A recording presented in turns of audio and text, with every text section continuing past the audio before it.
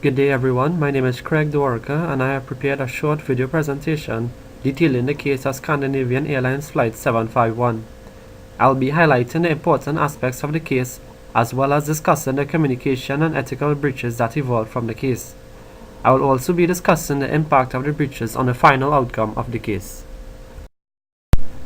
Okay, so on the 27th of December 1991, Scandinavian Airlines Flight 751 carrying 123 passengers and 6 crew members en route from Sweden to Copenhagen crash-landed in a field after both engines had failed. The accident occurred due to various shortcomings by ground workers, airport authority and engine manufacturers. Fortunately, no lives were lost. However, there were 8 passengers who sustained serious injuries, while 84 received minor injuries. At that time, the accident was recorded as one of the worst accidents to have ever happened. So what could have caused an accident like this? Well, after arriving at Stockholm Airport the night before, clear ice began to form on the upper side of the wings due to freezing temperatures. This clear ice was not detected by ground crew members the following day. The captain made a rolling takeoff, which was normal up to the point of rotation. As soon as the aircraft began to rotate on takeoff, the clear ice pieces came off the wings and were first ingested in the right engine, as shown here. This caused the engine to surge. The captain throttled back, however at the same time throttle control changed to an automatic mode, causing the engine to be destroyed. 2 seconds later the left engine began to surge and was later destroyed. When this happened, the crew had to prepare for an emergency landing.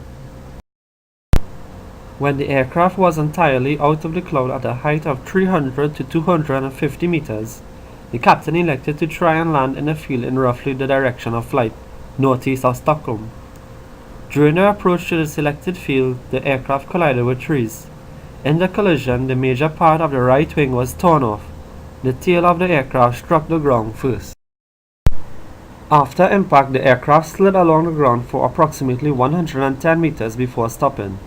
The fuselage was broken into 3 pieces on impact and during the subsequent breaking on the ground.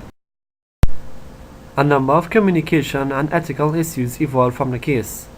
1. The responsible ground workers did not do a thorough job of de-icing the plane. Now de-icing essentially falls upon the captain, who in turn hands out relevant instructions to the ground workers.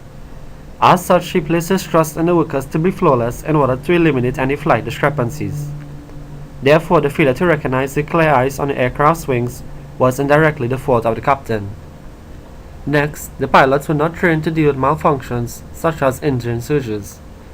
This showed the shortcomings of the Scandinavian Airlines Flight Authority.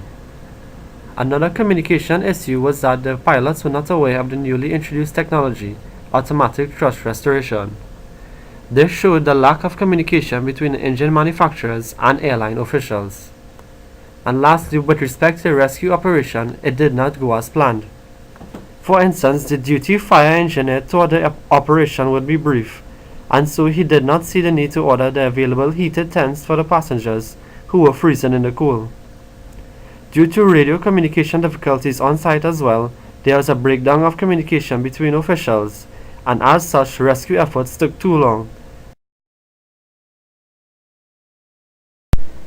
Some recommendations that the Board of Accident Investigation suggested to the Scandinavian Airlines system were: 1. Implementing the proper instructions and procedures to ensure that aircraft do not take off with clear ice on their wings. 2. Training the pilots to handle situations such as engine surging. And 3. Finding a means to deactivate the automatic thrust restoration system in situations like this. So in conclusion, following the proper protocol is vital in dealing with such situations. By addressing the communication and ethical issues of the accident, future errors and mishaps can be avoided. Thank you.